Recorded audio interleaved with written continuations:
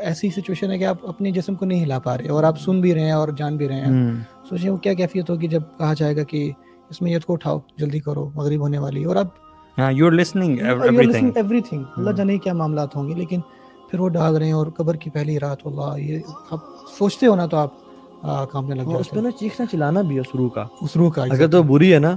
چیخے گا, چلائے گا کہ کہاں لے کے جا رہے ہیں مجھے, میں زندہ ہوں. یار ایک بات جس سے بڑا ڈر لگتا ہے نا, وہ یہ کہ چاہے آپ بہت زیادہ نیک اعمال کرنے والے ہیں, فرما بردار انسان تھے اپنی زندگی میں, چاہے آپ ایک نافرمان, ایک کافر شخص تھے,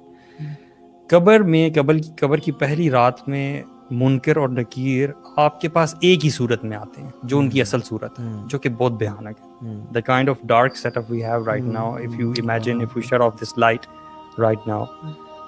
pitch black darkness, اور اس میں جو احادیث میں ان کی حیت آئی ہے نا, ان کی جو اپیرنس آئی ہے منکر اور نکیر کی,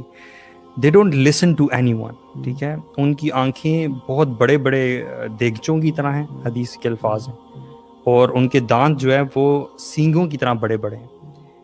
اور ان کی آواز جو ہے وہ گرج کی طرح ہے, بجلی کی گرج جو ہے نا. اس میں وہ سوال پوچھیں گے, من ربو کا, ما دینو کا, من نبیو کا, اس آواز میں, اس گرج میں, جب آج کل جب یہ گرجتی ہے 6 feet under, جی, اور یہ آج کل جب گرجتی ہے تو ہم بھی, although ہماری کیا ایج ہے, ہم بڑے ہیں, بچے تھے تب تو ہم بھاگتے تھے اپنے پیرنٹس کی طرف, ابھی بھی ہم ڈر جاتے ہیں تھوڑے سے, ہمارے دل لرز جاتے ہیں. تو وہ اس پچ بلیک ڈارکنیس میں, اس آواز کے ساتھ, اس نیلی آنکھوں کے ساتھ, ایسا لگتا ہے کہ کوئی ہارر سین ہے, لیکن دس از ریالٹی. یہ اس شخص کے پاس, حدیث میں آتا ہے کہ اپنے دانت زمین میں گھسا کر زمین اکھیڑتے ہوئے اس کے پاس آئیں گے. بالکل. Can you imagine this? یہ کسی نافرمان شخص کا نہیں ذکر ہو رہا, ہر بندے کا ذکر ہو رہا. حضرت عائشہ رضی اللہ عنہا نے جب یہ سنا تو وہ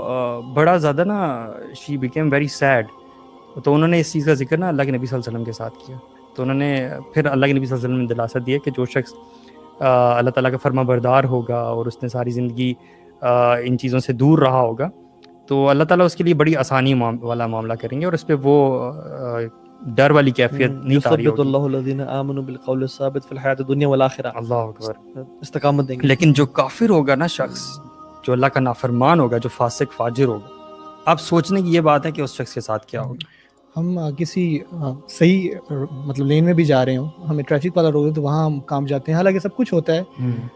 صحیح بھی جا رہے ہوتے ہیں, تو انسان اس روب کے معاملے میں اتنا پریشان ہو جاتا ہے کہ یار پتہ نہیں میرا وہ لائسنس تو نہیں رہ گیا, میرا آئی ڈی کارڈ تو نہیں, حالانکہ سب کچھ ہوتا ہے, اور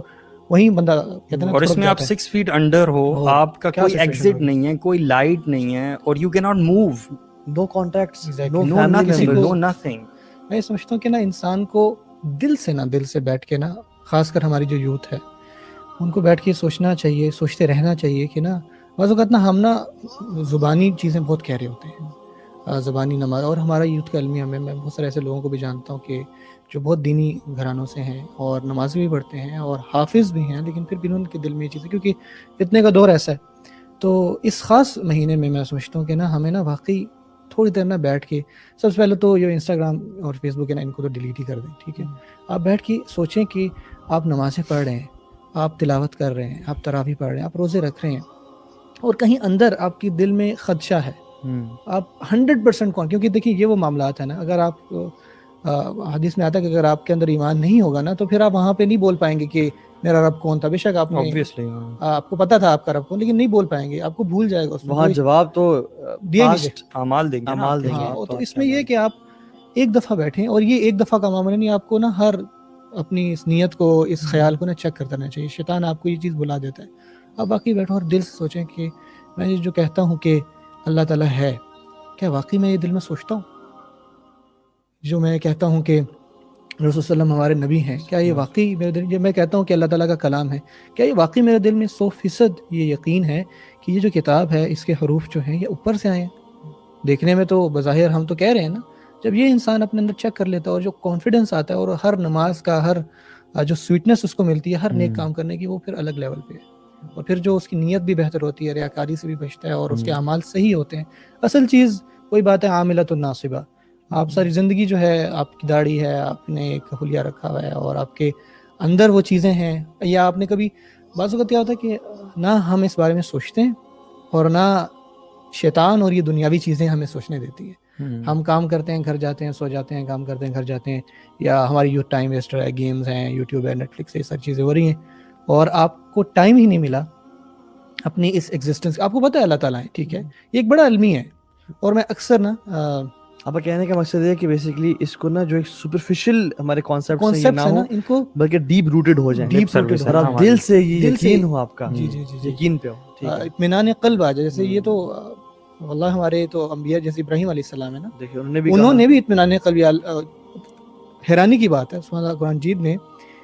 جو نمرود کا واقعہ ہے نا, جس میں اس نے کہا کہ میں مردہ کو زندہ کرتا ہوں, تو وہ ایک قیدی لے آیا, اس کو کہا کہ تم آزاد ہو, اور ایک آزاد شخص کو قتل کر دیا. تو ابراہیم علیہ السلام نے کہا یہ کیا, تو انہوں نے کہا کہ ٹھیک ہے میرا رب سورج کو مشرق سے لاتا ہے تو مغرب سے. تو اس آیات کے فوراً بعد نا وہ واقعہ ہے جہاں پہ ابراہیم علیہ السلام کہتے ہیں کہ کیف تحیی الموتى ارنی کیف, سبحان اللہ, فوراً باتیں آیتیں آپ کو ملیں گی کہ ابراہیم علیہ السلام وہاں پہ کرنے کے بعد ان کو فیس کرنے کے بعد اللہ تعالیٰ سے پوچھتے ہیں, تو اللہ تعالیٰ پوچھتے ہیں کہ اللہ تؤمن اولم تم یا اللہ تؤمن, تو کہتے ہیں کہ صرف اس لیے کہ میرے دل میں اطمینان آ جائے. تو ہمارا جب اللہ تعالیٰ سے کنیکشن ہوگا نا, تو یہ کوئی انہوں نے بہت ایسا سوال نہیں پوچھ لیا کہ جس سے آپ کو ناراض ہو جائے. تو اصل بات ہے اطمینان قلب. تو انہوں نے کہا ٹھیک ہے, یا پرندے لائیں, ان کو ذبح کریں, پہاڑوں ان کو بلائیں, اور یہ سارا واقعہ ہے.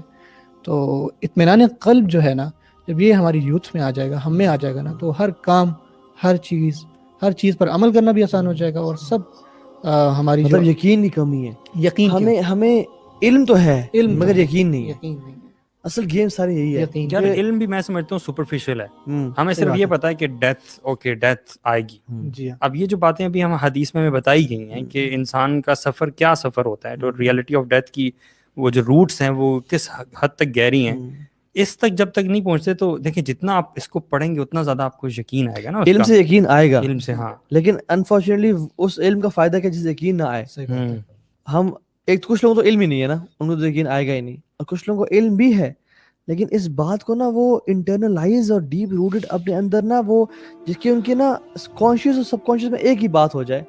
کہ واقعتاً میں نے دنیا سے جانا ہے, اور اس کا لائف اسٹائل ہی پھر بدل جائے گا میرے خیال میں. کیونکہ جو شخص یہ یقین کر لینا کہ میں نے مرنا ہے, شاید آج رات یا کل رات, وہ شاید زمین پہ قبضہ نہ کرے, وہ بہنوں کا حق نہ مارے,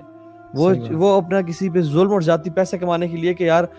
میں اس کو دھوکہ دے کما لوں, وہ نہ کمائے, کیونکہ اسے پتہ ہے میں نے کل قبر میں جانا, اور قبر میں تو نہ تو کرنسی کام آتے نہ فیملی کام آتی ہے. تو بات ایگزیکٹلی یہ کہ سبحان اللہ, کیونکہ یہ چیزیں علم نہ ہونے سے نا بیسیکلی آپ کی کانشیسنیس آف اللہ سبحانہ تعالیٰ ختم ہو جاتی ہے. یہی وہ وجہ ہے کہ انسان پھر گناہ کرتا ہے. مثال کے طور پہ آج کل آپ کیسز دیکھتے ہیں نا, ریپ کیسز ہوتے ہیں بچوں کے ساتھ خاص طور پہ, تو انسان کبھی کبھی سوچتا ہے یار تمہیں حیا نہیں آئی, تم نے سوچا نہیں اس مومنٹ پہ کہ اللہ سبحانہ تعالیٰ از واچنگ یو. وہ کانشیسنیس نہیں ہے, اور وہ کانشیسنیس اسی لیے نہیں ہے کہ علم نہیں ہے. وہ علم ہے تو یقین نہیں,